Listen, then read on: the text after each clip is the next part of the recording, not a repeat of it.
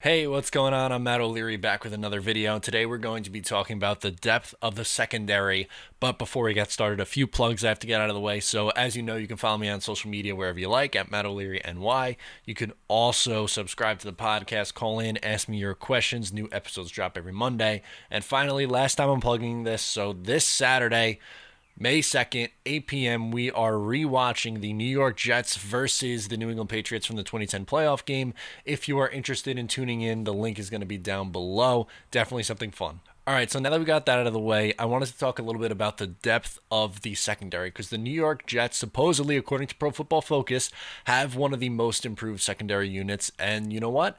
There might not be a superstar outside of Jamal Adams, but it's a much more solid unit after this draft class. So I wanted to go through and talk about each position a little bit. So we'll start with the starting outside corners, which are most likely going to be Pierre Desir and Bless Austin. Desir had a 53.8 Pro Football Focus grade last year, but in 2018 he was very solid, picked up a 77.7 Pro Football Focus grade.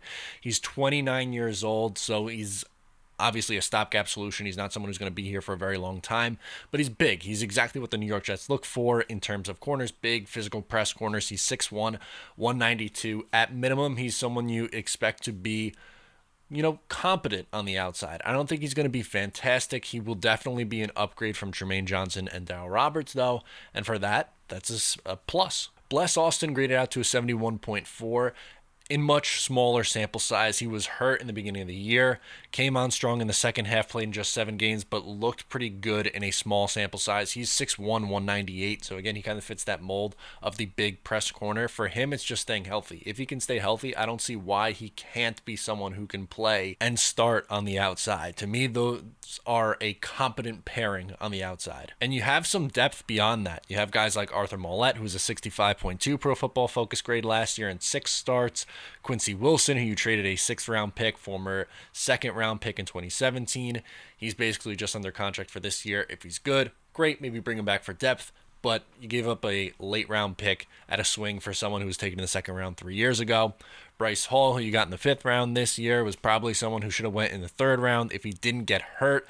And even if he left in 2018 Virginia, he probably would have been a late first, early 2nd round pick. So I really like this guy a lot. I think he's someone who could be starting for this team in 2021. You have Kyron Brown, who's okay. Nate Hairston, who you traded for last year, who was okay in small spurts. Good depth guy, not someone who you want starting. And Lamar Jackson, who's an undrafted free agent who I actually think has a pretty good chance of making the team. He didn't get drafted, but he was someone who I thought should have and probably could have went in like the 5th or 6th round.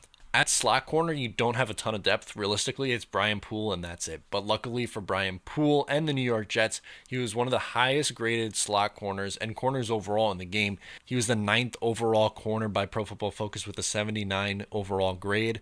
He was probably the best Jets cornerback on the roster last year. I'd make the case that he's still the best cornerback on the roster.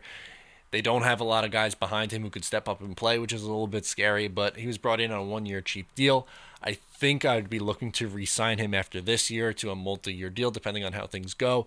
But he is definitely one of the premier slot corners in the league, so that is a great thing to have if you're the New York Jets. At the safety position, you obviously have Marcus May and Jamal Adams starting. Adams graded out to an 87.9 Pro Football Focus grade, which was 5th overall in all safeties. He's arguably a top 3 safety in the league. He's looking for a new contract. He's likely going to hold out if he doesn't get one, but I think the Jets end up getting one done. I fully expect him to be on the field in 2020 and beyond. As for Marcus May, he graded out to a 74.6, which was the 17th rated safety in the league. Likely his last year with the New York Jets, though. I don't think they're going to sign both Adams and May. I like Marcus May a lot. He's fairly quiet and good. Like, he's not as flashy as Jamal Adams. If you remember from 2017, Marcus May arguably had a better all-around rookie year than Jamal Adams. 2018, a little bit on the injury side for Marcus May. That didn't help things. He didn't take that big of a next step, but I thought he was solid this year and was able to remain healthy, which is a huge plus for the Jets. Backups, you have Ashton Davis, who you just drafted in the 3rd round this year. He's a big dude, 6'1", 200 pounds. He can play all over the field. I expect him to actually be in the rotation a little bit, maybe not so much as like a free safety or strong safety, but in certain packages he could be on the field. And I think eventually in 2021, he is Marcus May's replacement. This is someone who I think could handle himself at the next level, play at that high safety position. He's not someone who's going to be an all-around safety like Jamal Adams, but he's someone who's going to pop you. And I think he could do enough in coverage where you can get by with him. But in 2020, having those three on the field at the same time in Marcus May, Jamal Adams, and Ashtyn Davis could be a lot of fun. As for the backups, they don't have a ton of depth beyond that. You have Matthias Farley, who's just flat out bad, and Bennett Jackson, who played 2 games for the Jets last year and a couple of games for Baltimore. He's kind of someone who's been around the block a few times. I don't know if he's going to really have much of a role on this team. But ultimately here, if you want to look at the entire Jets secondary, they did get a lot better. And I'm not going to say it's the strongest unit in the league, but I do think that they have depth for the first time in a while. Like if, God forbid, you lose your top 2 cornerbacks, I think you could get by.